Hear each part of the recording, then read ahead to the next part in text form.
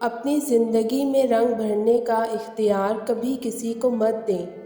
ہو سکتا ہے اس کے پاس سیاہ رنگ کے سوا کوئی اور رنگ ہی نہ ہو۔ ایک مدت بعد یہ بات سمجھ میں آئی ہے کہ بن مانگے کبھی کسی کو محبت نہ دو، تب تک نہ دو جب تک اس کا طلبگار جھولی نہ پھیلائے، کیونکہ بن مانگے محبت دینے والوں کو بدلے میں عمر بھر کا روگ ہی ملتا ہے۔ ہم نے بھیڑیوں سے اعتماد، شیر سے ہمت، چیونٹیوں سے تعاون اور کتوں سے وفاداری سیکھی۔ سوال یہ ہے کہ انسان نے انسان سے کیا سیکھا؟ میں اپنی سوچ کے بنے ہوئے دھاگوں میں الجھی ہوں۔ اگر میں سلجھ گئی تو دھاگے الجھ جائیں گے اور انہیں سلجھانے کے لیے مجھے پھر سے الجھنا پڑے گا۔ میرے اندرونی کشمکش کا فقط اندازہ لگانے کے لیے تمہیں 100 دماغ بھی کم پڑیں گے۔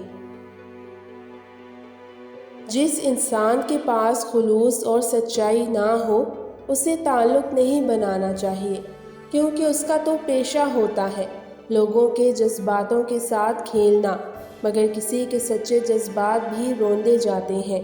ایک جھوٹے انسان کا ڈسا ہوا پوری زندگی پھر کسی پر یقین نہیں کرتا۔ مجھے امی کا خدا پسند ہے۔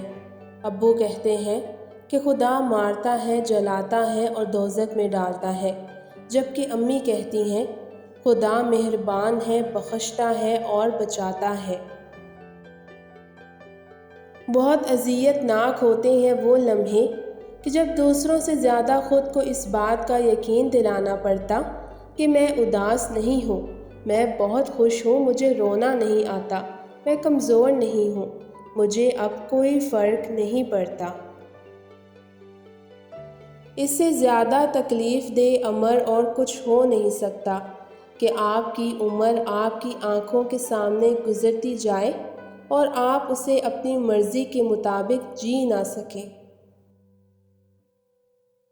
جس قوم کو تاریخ سے کوئی دلچسپی نہ ہو، ان کے حافظے کمزور اور مزاج جذباتی ہوتے ہیں۔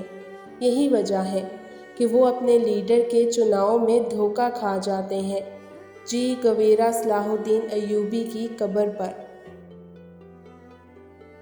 اگر ریچھ کسی اکیلی عورت کو مل جائے تو وہ اسے مارتا نہیں ہے، بلکہ اٹھا کے لے جاتا ہے اور اپنی جگہ میں لے جا کر اس سے شادی کر لیتا ہے۔